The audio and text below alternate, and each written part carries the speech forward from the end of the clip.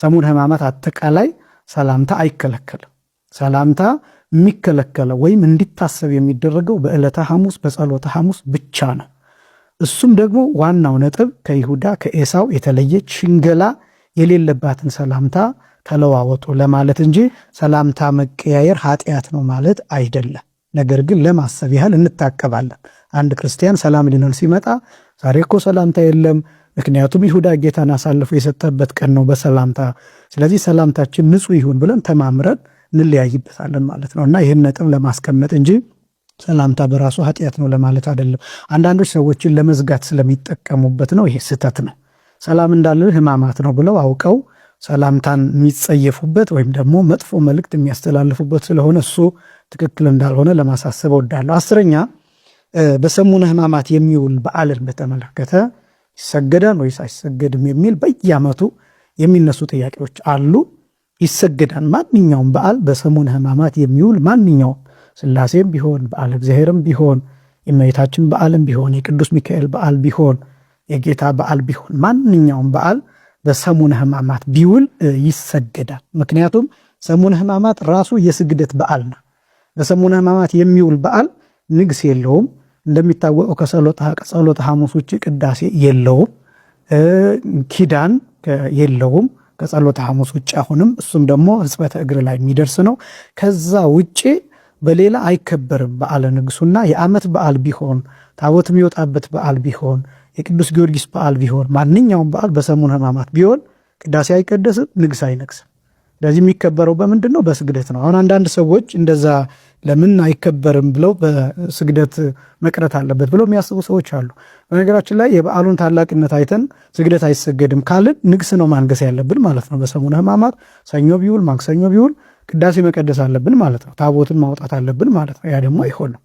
ስለዚህ ማንኛውም በዓል በሰሙነ ሕማማት ቢውል ይሰገዳል። ምክንያቱም ቁጥሩም ደግሞ የሰሙነ ሕማማት ስግደት 6666 ሆኖ በጌታ ግርፋት ቁጥር የተለካ ስለሆነ አይቋረጥም። ለምሳሌ ብዙ ጊዜ እመቤታችን በዓል አሁን ስቅለት ላይ ሲውል እመቤታችንን ከመውደድ ከማክበር የተነሳ አንሰግድም የሚሉ ሰዎች አሉ። ትክክል አይደለም።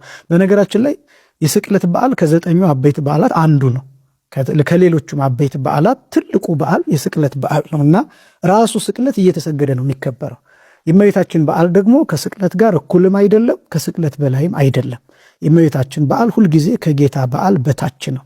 ይህን ማወቅ ያስፈልጋል። እመቤታችን ከጌታ በታች ናት፣ ጌታ ደግሞ ከእመቤታችን በላይ ነው። ምክንያቱም አምላኳ ነው። ይህንን ማወቅ ይገባን። ስቅለት ራሱ በስግደት ከተከበረ የእመቤታችን በዓልም በስቅለት ቀን ቢውል ሰኞ፣ ማክሰኞ፣ ረቡዕ፣ ሐሙስ በሕማማት ቢውል በስግደት ይከበራል። ለምሳሌ አሁን በዚህ አሁን በያዝነው ዘመን የፊታችን 2018 ዓመተ ምህረት በዓለ ወልድ ወይም በዓለ እግዚ የጌታ በዓል ማክሰኞ ቀን ነው የሚሆነው በሰሙነ ሕማማት። ስለዚህ ይሰገዳል።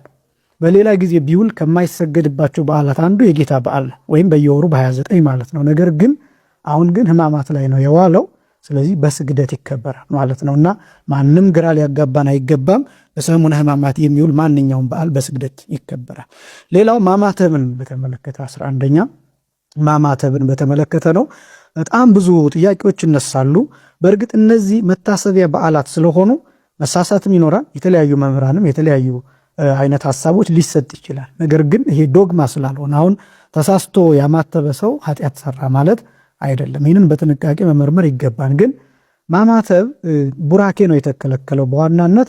ማማተብ ግን ለምሳሌ አንዳች የሚያስደነግጠን ነገር ሲኖር፣ የሚያስጨንቀን ነገር ሲኖር፣ የሚያስፈራን ነገር ሲኖር ልናማትብ እንችላለን።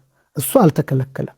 የተከለከለው ቡራኬ፣ ለምሳሌ ማዕድን መባረክ፣ ምግብን መባረክ፣ እነዚህ ነገሮች ናቸው የተከለከሉትና የተከበራችሁ ክርስቲያኖች አንዳንድ ነገሮችን እንዴት እንደምንረዳ ማወቅ ይገባናል። ስለዚህ ማማተብ በሚያስፈራን በሚያስደነግጠን ነገር ሲገጥመን ማማተብ አልተከለከለም።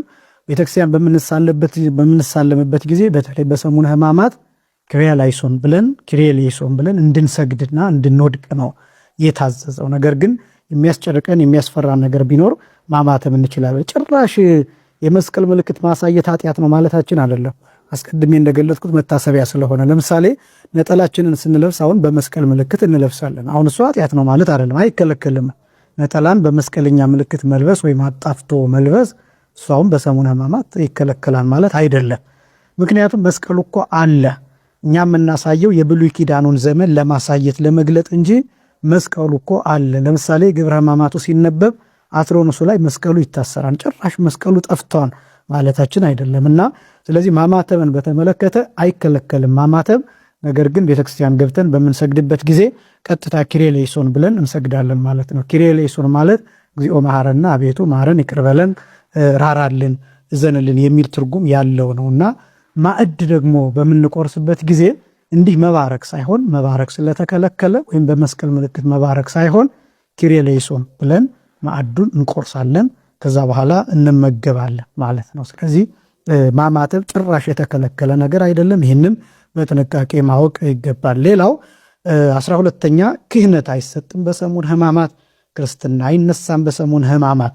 ሌላው ደግሞ ጸሎትን በተመለከተ 14ኛ ጸሎትን በተመለከተ አሁን ይህን ማንሳት ያስፈለገው ብዙ ሰው ጸሎት መጸለይ የሚቻለው ምን ነው የሚከለከል ጸሎት አለው የሚሉ ብዙ አይነት ጥያቄዎች ይነሳሉ። የግል ጸሎት ማንኛውም አይከለከልም።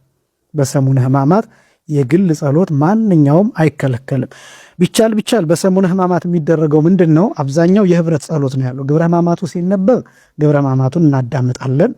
ከዛ ደግሞ የውዳሴ ማርያም በየሰዓቱ 7ቱ ዕለታት ውዳሴ ማርያም፣ አንቀጸ ብርሃን እነዚህ ይደገማሉ።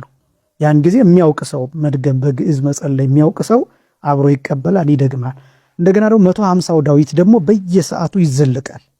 በየሰዓቱ እንደየቦታው ሊለያይ ይችላል ስርዓቱ ባህሉ። በየሰዓቱ 150ው ዳዊት ይዘለቃል እና ከዛ የሚደርሰንን ሲታደል ሲሰጥ የሚደርሰንን እሱን መጸለይ እንችላለን። ይሄ ራሱ ጸሎት ነው።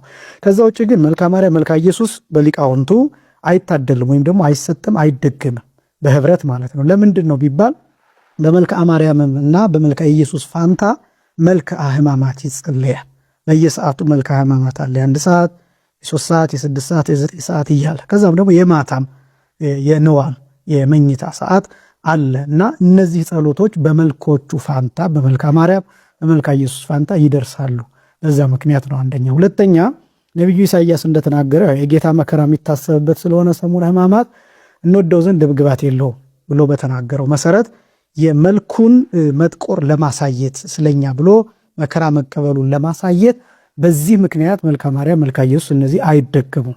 ይሄ ምስጢር ነው። ከዛ ውጭ ግን በግል ማንኛውም ሰው የፈለገውን መጸለይ ይችላል። ታምረ ማርያም የሚነበብ እንደምታውቁትና መልካ ማርያም አይጸለይም አይባልም። ታምረ ማርያም እየተነበበ የእመቤታችን የቅድስት ድንግል ማርያምን እንዲያውም ከታምረ ማርያሙ ጋር የምንላቸው መርገፎችም አሉና ስለዚህ በግል ጸሎት ማንኛውም ጸሎት በሰሙነ ሕማማት አይከለከልም። በህብረት ግን ውዳሴ ማርያም ይደገማል በመልኮቹ ፋንታ